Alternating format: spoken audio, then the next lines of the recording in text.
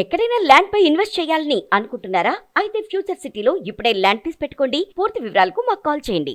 నమస్తే రమగారు. నమస్తే జయ. రమగారు, మనకి నిజమైన ఆప్తులంటే ఎవరు? మళ్ళీ అసలు జగమంత కుటుంబం మాదని ఒక కవి చెప్పాడు మనకి. నిజంగా అందరూ మన వాళ్ళే, అంతా మనదే అనుకోవాలా? మన కోసం కొందరే ఉంటారు, వీళ్ళే మనకి నిజమైన ఆప్తులు. కష్ట సుఖాలని వీళ్ళే పంచుకుంటారు, వీళ్ళకే మనం చెప్పుకోవాలి, వీళ్ళే పంచుకుంటారు అనుకోవాలా? లేక వసుదైక కుటుంబం మనదే, ఎట్లా ముందుకెళ్ళాలండి? ఈవెన్చువల్గా చూసుకుంటూ ఉండాలి జయ. అంతే అంతే. ఇచ్చిపుచ్చుకునే ధోరణి ఉన్న చోట అందరూ ఆప్తులుగానే కనపడతారు. ఇది కాదు అది కాదు. అది కాదు, సందర్భాన్ని బట్టి జగవంత కుటుంబం నాది చెప్పుకోవాలి. వీళ్ళంతా మనవాళ్ళు ఎలా అవుతారు? ప్రపంచం ఇది, మనవాళ్ళు కొందరు ఉంటారు అని భావించాల్సి వస్తుంది. ఇది ఇప్పుడు దాన్ని పట్టుకుని అదే ప్రపంచం అనుకుని పరిగెత్తినా నువ్వు దెబ్బతింటావు. ఎవరో ముగ్గురు పెట్టుకుని వీళ్ళే నా నిజమైన ఆప్తులు అనుకుంటే ఎప్పుడో వాళ్ళ మొహం పగల కొట్టేస్తారు మళ్ళీ. అంతేగా ప్రతివాడు జీవితంలో దెబ్బతింటాడు చూడు, సొంత వాళ్ళతోటి. అయిన వాళ్ళతోటి చీ అనిపించుకొని వాడు అసలు ఉండడు ప్రపంచంలో. అవునండి. డబ్బో ఆ పదవో ఏదో ఒకటి దానికి కారణం అవుతుంది. ఏమీ లేని చోట రూపాయి లేదు అక్కడ. చిన్న చిన్న మాటల మధ్యలో కూడా నువ్వెంతంటే నువ్వెంతంటే. అవును అవును. అలాగని వాళ్ళని వదిలిపెట్టేసుకోలేం కదా. ఎక్కడ వదిలేస్తాం? సందర్భోచితంగా పోతూ ఉండాలి అంతే. ఇంకా ప్రపంచం అట్లాగే ఉంటుంది జయ. ఇప్పుడు మనం చాలా మంచి వాళ్ళం, మనం చాలా మంచి గుణం, మంచి అద్భుతంగా బాగున్నాం, అద్భుతం కాకపోయినా బాగుంటాం. ఇంచుమించుగా అందరూ మనలాంటి వాళ్ళేనని మనం నమ్ముతాం కదా, లోక సహజం. అవతల వాళ్ళల్లో ఉన్న చేదు చెడు విపరీత గుణము అప్పుడప్పుడు మనకి అనుభవానికి వస్తూ ఉంటాయి. అప్పుడు ఏమనుకోవాలి? ప్రపంచం అంతా ఇంతే అనుకోకూడదు. ఇలా కూడా ఉండొచ్చు, ఇలా కూడా ఉంటుంది. ప్రపంచంలో ఇది ఒక భాగమే. 6 రుచులు లేవా, 6 రుచులు లేవా, 6 రంగులు లేవా, 6 ఋతువులు లేవా? అలాగే ఇలా కూడా ఉంటుంది. మనకు కావాల్సింది మనం తీసుకోవాల్సింది. నేను ఎప్పుడు అడుగుతూ ఉంటాం మిమ్మల్ని, సాధ్యమేనా అని. సాధ్యమేనమ్మా అని. ఇప్పుడు కాదు, సాధ్యం కాదు. అంత క్యాజువల్గా ఎలా తీసుకోలేవు. నీకు నెప్పెడుతుంది, ఓ పూట ఏడుస్తావు, బాధపడతావు, ఫీల్ అవుతావు, తెల్లారదు అక్కడే కూర్చుంటుందా? నువ్వు కూర్చుంటావు పోనక్కడే ఒకే చోట గంట కంటే ఎక్కువ కూర్చోగలవా? కాసేపు కూర్చుంటే నేల కూడా వేడెక్కిపోతుందమ్మా. ఎక్కడైనా కూర్చున్నావు ఒక గంట సేపు కూర్చో, మళ్ళీ అక్కడ కాలు పెడితే ఇదేంటి ఇక్కడ ఇంత వేడిగా ఉందని నువ్వు చేసావు దాన్ని కదా.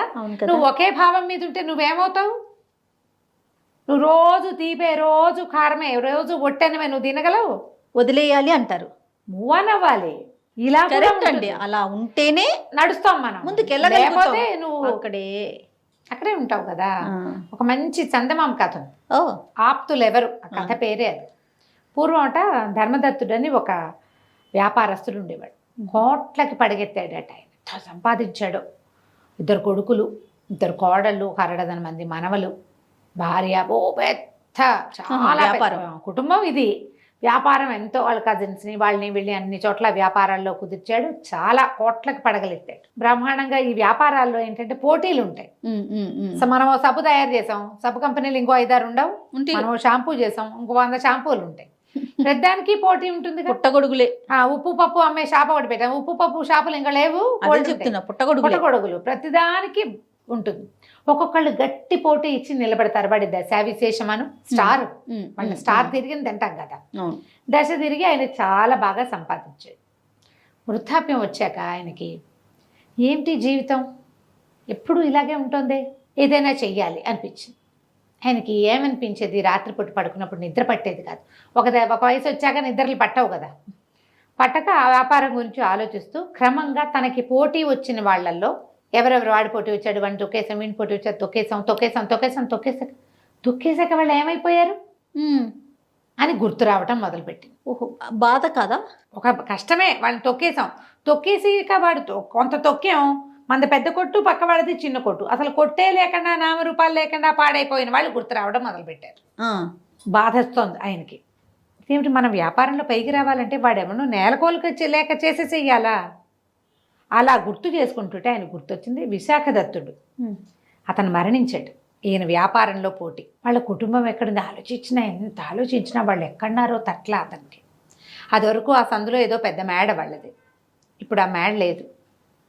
ఎవరో ఏమిటో ఇల్లు కట్టుకున్నారు అక్కడ. అంటే మేడ అమ్మేశారు. వీళ్ళు ఎక్కడికి వెళ్ళారు? విశాఖ దత్తుడికి ఎంతమంది పిల్లలు ఆలోచించాడు, జ్ఞాపకం రాల. సరే ఏమనిపించింది, తీర్థయాత్రలకు వెళ్దామనిపించింది. కొడుకులకి మొత్తం లెక్కలు డొక్కలు అన్నీ అప్పచెప్పాడు. ఇది అని. మరి నేను వెళ్ళొస్తానయ్యా, జాగ్రత్తగా చూసుకోండి అని ఇళ్ళన్నీ కోడళ్ళకి, వ్యాపారం అంతా కొడుకులకి, ధర్మకార్యాలు అవి వాళ్ళ కజిన్స్కి, గుళ్ళలో కట్టాల్సిన డబ్బులు ఇవన్నీ సర్దాడు పనులు. ఒక 4 రోజులు పట్టింది ఇదంతా. ఓకే. ఓ 4 రోజుల తర్వాత ఒక చేతి సంచి పుచ్చుకుని వెళ్ళొస్తాను రా. సంచి పుచ్చుకెళ్తున్నాడు. నాన్న సంచిలో ఏముందో ఎవరు చూడలే, వెళ్ళిపోయాడు. ఈ వెళ్ళిన ఆయన ఏం చేశాడు, ఆయన ఏదో ఊరు వెళ్తాడు అనుకున్నారు వీళ్ళు. ఊరు గీరు ఏం వెళ్ళ, ఏదైనా ప్రయాణ ఏర్పాట్లు చేస్తాం నాన్న అని అంటే, వద్దయ్యా తీర్థానికి వెళ్తున్నా, మనం గొప్ప చూపించుకోకూడదు, నా దారిని నేను మెల్లిగా ప్రయాణం చేసుకుంటూ వెళ్తానన్నాడు. ఆయన ఒక సంచియే కదా తీసుకుపోతున్నాడు, అవసరమైతే కబురు చేస్తా, డబ్బులు పంపించేస్తాను, ఏదో ఊరుకున్నారు. ఏదైనా కానీ ఆయన తంటాలు ఆయన పడతాడు అనుకున్నారు అనుకో. ఈ ఊళ్ళో ఆ రోజంతా ఊరంతా తిరిగాడు. సరే ఒక సత్రంలో ఆగి వేషం మార్చేసుకున్నాడు. ఆయనకి వేళ్ళకి ఉంగరాలు ఉన్నాయి, మెళ్ళో కొలుసుంది, చక్కటి సిల్క్ చొక్కా పంచ కట్టుకున్నవాడు. చింకి పాతలు లోపల నుంచి తీశాడు. ఒక కాటన్ది పాత పంచ, ఎప్పుడో వదిలేసిన పాత కాటన్ చొక్కా నలిగిపోయింది, కట్టుకుని ఆ పట్టుబట్టలు 2 చొక్కా పట్టు పంచ చుట్ట చుట్టి తను తెచ్చిన సంచిలో అడుగుని పెట్టాడు. సంచి చేత్తో పుచ్చుకొని బయలుదేరాడు. ఆ ఊళ్ళోనే ఒక చిన్న ఏమంటారు పాత వాడ ఒకటి ఉంది. బాగా ఊరంతా పెరుగుతాయి చూడు, ఇప్పుడు సిటీలు కూడా ఓల్డ్ సిటీ వేరు, కొత్త సిటీ వేరు. ఓల్డ్ టౌన్స్లో కూడా అలాగే ఉంటుంది, డెవలప్డ్ ఏరియాస్ వేరే ఉంటాయి. అవును. పాత ఇళ్ళు అలాగే ఉంటాయి. అలా పాతగా ఉన్న ఒక పాత వాడలోకి ఓ బస్తీ లాంటి దాంట్లోకి వెళ్ళాడు. వెళ్తే ఒక పాత సుమారైన ఒక పెంకుటిల్లు, తలుపు కొట్టాడు. ఆ ఇంట్లో ఆవిడ తలుపు తీసింది. అమ్మ మరి వేరే ఊరి నుంచి వస్తున్నాను, రాత్రి ఎక్కడ ఆశ్రయం దొరకలేదు, ఈ రాత్రికి ఇక్కడ ఉండిస్తావా అమ్మ అన్నాడు. సరే ఆవిడ తలుపు తీసిన ఆవిడ, రండి బాబు, మగపిల్లలు ఇంకా ఇల్లు చేరలేదు, మరి అన్నం తిందురు కానీ, ఒక ముద్ద తిని పడుకుందరు కానీ, ఏముంది తెల్లవారాక వెళ్తురు కానీ, ఏదైనా పని మీద వచ్చారా అని. ఏదో పని అమ్మా, చిన్న పని, వ్యాపారపు పని అనుకోండి, అంత పెద్ద పని కాదన్నాడు. లోపల తీసుకెళ్ళింది ఆవిడ. ఆ ఇల్లు ఎవరిది? ఈయన తొక్కేగా చనిపోయిన విశాఖదత్తుడు ఇల్లు.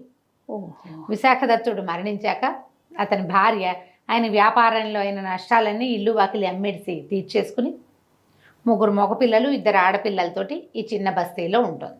మగపిల్లలు 3లో పెద్ద అబ్బాయి వివాహం చేసుకుని వేరే ఊరు వెళ్ళిపోయాడు. ఇంకో 2 అబ్బాయిలు ఉన్నారు.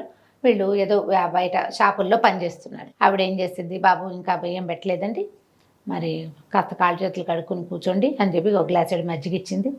అన్నం వండింది, ఏదో కొంచెం సింపుల్గా కూర చేశారు, చారు పోసి పెట్టారు. పెద్దవాళ్ళకి అంతకంటే అన్నం ఏముంది, చల్లగా ఉంది ఇల్లు. పిల్లలు వచ్చారు, ఏవో ఆ మాట ఈ మాట మాట్లాడారు, పక్కేసుకుని పడుకున్నాడు. మర్నాడు పొద్దు నేను వెళ్ళొస్తానమ్మా, పని ఉంది అన్నాడు. అనేసరికల్ ఆవిడ ఏమంది, బాబు పని చూసుకుని ఇక్కడికే రండి, సత్రాల్లో వాటిల్లో దిక్కండి, మీరు తినేది ఒక ముద్ద అని పొద్దున్నే టిఫిన్ పెట్టింది, అన్నం పెట్టేసింది. అన్నం తిన్నాడు, బయటికి బయలుదేరాడు. అటు ఇటు తిరిగి సాయంకాలం చేరాడు. మళ్ళీ చీకటి పడింది, వస్తారో రారో, ఈ దారి తెలుస్తుందో లేదో అనుకున్నాను. వచ్చారా బాబు అనేసరికల్లా సరే అలా అన్నం తిన్నాడు. 4 రోజుల పాటు ఊరంతా తిరిగి రాత్రిపూట వాళ్ళింట్లోనే అన్నం తినేవాడు, పొద్దున వాళ్ళింట్లోనే బ్రేక్ఫాస్ట్ చేసేవాడు. 4 రోజుల తర్వాత ఈ ఊళ్ళో వ్యాపారం అవి వచ్చి ధర్మదత్తుడి పేరు వచ్చింది, ఈయన పేరు. అయితే ధర్మదత్తుడిని తెలుద్దామంటే ఏముందండి తెలియటానికి, వాళ్ళదో వ్యాపారం మాదో వ్యాపారం, వ్యాపారం అన్నాక పోటీ తప్పదు. ఆయన పెద్ద ఎత్తాడు, మా ఆయనకి తెలియక ఈయన ఎగరబోయాడు, వ్యాపారం కుదేలైపోయింది అంటే నేనేనమ్మా అన్నాడు. అనగానే ఆవిడ తెల్లబోయింది. అదేమిటండి ధర్మదత్తుడు మీరెట్లా అవుతారు, ఆయన దగ్గర చాలా సంపద ఉందండి, ఇంచుమించు నా పుటకల నాటి నుంచి ఆయనకి వ్యాపారం బాగుంది, చాలా పెద్ద పెద్ద ఇళ్ళు తోటలు దొడ్లు, మీరు ధర్మదత్తుడు ఏమిటంటే. కాదమ్మా నేనేను, ఈ విశాఖదత్తుడు చనిపోయాడని నాకు గుర్తొచ్చి మిమ్మల్ని ఒకసారి చూసిపోదామని వచ్చాను అనేసరికల్లా ఉండండి ఏముంది, మాతో పాటే కలువ గంజో తిందురు కానీ ఉండండి మా దగ్గరే, ఇల్లు వదిలిపెట్టి వచ్చేసానంటే మీ ఇంటికి మీరు వెళ్ళండి అనలా. ఏముందండి 3 పిల్లలు, అది 2 ఆడపిల్లలు 2 మగ పిల్లలు ఉన్నారు.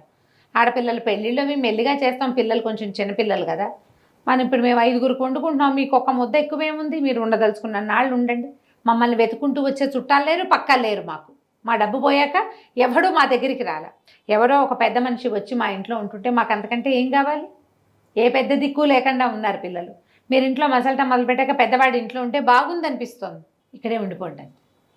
ఆశ్చర్యపోయాడు. ఏమీ లేకుండా ఇలా ఉండమంటోంది. అది అంత అన్యాయం చేసినా కూడా తను స్వయంగా చేసిన అన్యాయం కాదు, అది పోటీ వల్ల జరిగిపోయింది అంతే. మనం ఏం చేస్తాం అవతల మనం బయటికి వెళ్తుంటే ఒకళ్ళు ఎవరైనా తుబ్బినా వాళ్ళని తిడతాం. అవునండి, అవునో కాదో తెలియదు మనకి. ఏదైనా ఒక వస్తువు పోతే 10 మంది మీద నిందేస్తాం. లోక సహజంగా మనుషులు అట్లా ఉంటారు. అవునండి. ఈయన బాగా ఆలోచించుకుని అమ్మ నేను మళ్ళీ వస్తాను అని చెప్పి బయటికి వెళ్ళాడు. వెళ్ళి కొడుకు ఇంటికి వెళ్ళిపోయాడు. వాళ్ళు ఆశ్చర్యపోయారు కొడుకులు, నాన్న ఇదేమిటి, ఎక్కడి నుంచి వచ్చావు, ఏమిటి, ఏ ఊరు వెళ్ళి వచ్చావంటే ఏ ఊరు వెళ్ళలేదురా, నాకు ఒక 25,000 వరహాలు కావాలి. మరి మన వల్ల విశాఖ దత్తుడు అన్యాయం అయిపోయాడు, పాపం కుటుంబం అధ్వానంగా ఉంది, మగపిల్లలకి ఏదైనా పెట్టుబడి పెడితే వ్యాపారం చేసుకుని బతుకుతారు, ఇద్దరు చిన్న ఆడపిల్లలు ఉన్నారు వాళ్ళకంటే, వాళ్ళ కొడుకులు ఇద్దరు తిట్టిపోతారు, ఏమైనా పిచ్చ కింద ఒక 100 రూపాయలు ఇవ్వు, 100 వరహాలు ఇమ్మంటే ఇస్తాం, కానీ 25,000 వరహాలు 25,000 వరహాలు మేము ఇవ్వము, నువ్వేమి ప్రత్యక్షంగా అన్యాయం చేయాలి, పోటీపడి వాడు పోతే మనకేంటి లెక్క, అంతే. పైగా నువ్వు లెక్కలు అప్పచెప్పేసావు నాన్న, నీకు ఇక పెత్తనం లేదు ఇందులో. ఆయన నిర్ఘాంతపోయాడు. ఏరా అంతేనా అన్నాడు. అంతేనానా, నేను కదరా దీన్నంతా పెంచి ఇచ్చేసావు మాకు, ఇది మాది, ఇప్పుడు మా చేతుల్లో అప్పచెప్పాక మేము ఒప్పుకుంటే మమ్మల్ని సాటిస్ఫై చేస్తేనే నీకు డబ్బు ముడుతుంది, నువ్వు ఇదంతా పెంచావని నీ చేతులు నువ్వు పాడు చేయడానికి పెడుతున్నావు, నువ్వు ఏదైనా వ్యాపారంలో పెట్టుబడి పెడితే నీకు డబ్బు ఇవ్వచ్చు, నువ్వు ఇప్పుడు ఏం చేస్తున్నావు, ఎవరికో దాన ధర్మం, అప్పు కాదు నువ్వు ఇచ్చేది, అప్ప అని అడిగారు, అప్పు కాదన్నాడు ఆయన. దాన ధర్మానికి 25,000 వరహాలు, అది కూడా వాడెవడో ముక్కుమొహం తెలియని వాడికి, అదో సంస్థ కాదు, ధార్మిక సంస్థ అది కాదు, నీకు వచ్చి పడే పుణ్యం లేదు, దానివల్ల మాకు ఒరిగేది లేదు, చచ్చిన ఇవ్వని దిక్కుని చోటు చెప్పుకోమన్నారు కొడుకులు ఇద్దరు. ఇంటి కోట్లు సంపాదించి చేతిలో పెడితే పొమ్మన్నారు. ఒట్టి పుణ్యానికి సాయంకాలం వాళ్ళ వాకిట్లో అడుగు పెడితే 2 పూట్ల అన్నం పెడుతున్నారే వాళ్ళు. వీళ్ళకున్న 100,000 కోట్లలో 25,000 ఏ మూలకి, కానీ వాళ్ళు 5గురికి అన్నం వండుకునేటప్పుడు 6వ మనిషి ప్రతిరోజు ఎక్కువైతే ఎక్కువే, అంతే, ఓ రోజు ఎక్కువ కాదు. 5 గుప్పెళ్ళు అన్నానికి 6వ గుప్పెడేస్తే వారం తర్వాత వాళ్ళకు ఒక రోజు ఆహారం తినేసినట్టు కాదు. నేను అన్నాడు, వరే నేను ఏమి ఇచ్చినా ఇబ్బంది లేదురా, నా చేతిలో ఉన్న సంచి చూడండి, సంచి ఓపెన్ చేశాడు, 25,000 మీరు ఇస్తే ఈ సంచి ఇక్కడ వదిలిపెట్టి వెళ్దాం అనుకున్నాను, మీరు ఇవ్వలేదు కాబట్టి దీని మీద ఆశ వదులుకోండి, మీరు సంచి నిండా రత్నాలు మణులు ఉన్నాయి ఆయన సంపాదించింది, ఇవి వాళ్ళకే ప్రాప్తం ఉన్నాయి, ఇక నీకు సంబంధం లేదు ఈ ఆస్తితోటి అని చెప్పేశారు కాబట్టి మీకు కూడా దీంతో సంబంధం లేదు, వెళ్ళొస్తానని బయటకు వెళ్ళిపోయాడు. నేను ఇక్కడ డబ్బు సంపాదించే యంత్రంగా మాత్రమే ఉన్నాను, వాళ్ళకి పెద్ద దిక్కుగా ఉన్నా, పోనీలే నాన్న నీ మనసు, నువ్వు ఇవ్వదలుచుకుంటే ఇవ్వు, ఇదంతా నీది, నీ ఇష్టం లేనిది మేమేం చేయగలం అనాలి పిల్లలు. ఆ మాట ఎప్పుడైతే ఆస్తి స్వాధీనపడిపోయిందో ఇంకా ఆ మాట పోయింది. ఆయన అక్కడికి వెళ్ళిపోయి వాళ్ళ ఇంటో, అమ్మ నేను ఇంటో చెప్పొచ్చేసాను, ఇక నీ దగ్గర ఉంటుంటే ఉండండి బాబు, ఏముంది పెద్దవాళ్ళు ఒక ముద్దకు మీకు పెడితే ఏముంది, మా అత్తో మామో అమ్మో నాన్న ఉంటే పెట్టినా నేను అనగానే ఆయన సంతోషించి వాళ్ళతోటి ఉండిపోయాడు. ఆ వజ్రాలు రత్నాలు కొన్ని అమ్మి ఆ పిల్లలతోటి వ్యాపారం పెట్టించి ఇంచుమించుగా తన వ్యాపారం అంతా అయ్యాక ఆయన విశాఖ దత్తుడి ఇంట్లోనే మరణించాడు. ఎవరు ఆప్తులు ఇక్కడ ఏది ఆశించకుండా మన మధ్య గనక ఇచ్చిపుచ్చుకోటాలు లేకపోతే ప్రేమలు నిజంగా ఉంటాయి జయ. ఇచ్చిపుచ్చుకునే చోట కూడా ప్రేమలు ఉన్నాయంటే వాళ్ళు నిజమైన ఆప్తులు. ఈయన విషయంలో కొడుకులు ఆయనకు ఆప్తులుగా లేరు. ఒక దశ దాటాక తండ్రుల్ని కట్ చేసేస్తారు పిల్లలు. మీరు గమనించండి, లోకంలో ఇలాంటి వాళ్ళని ఎంతమంది, చాలా మంది ఉన్నారు అమ్మగారు. నీ డబ్బు నీ ఇష్టం అనరు. అమ్మ సంపాదించుకుంది లేదా నాన్న సంపాదించుకున్నాడు, ఆయన పెన్షన్, ఆయన డబ్బులు, ఆయన ఇష్టం, అది పెన్షన్ల మీద కూడా హక్కు ఉంటుంది, హక్కుగా భావిస్తారు అమ్మగారు, హక్కుగా భావిస్తారు. మా నాన్నదంటారు, మా అమ్మదంటారు, వాళ్ళకుండదు. ఏ అమ్మ ఏ నాన్న ఉంటారో వాళ్ళకి ఆ హక్కులు ఉండవు, ఉండనివ్వటం లేదు. రోజు ఎలా ఉంది కథ చూడు ఎంత బాగుందో, చాలా బాగుందండి, మంచి నీతి కథ, చాలా చాలా బాగుంది అమ్మగారు. నమస్తే. నమస్తే.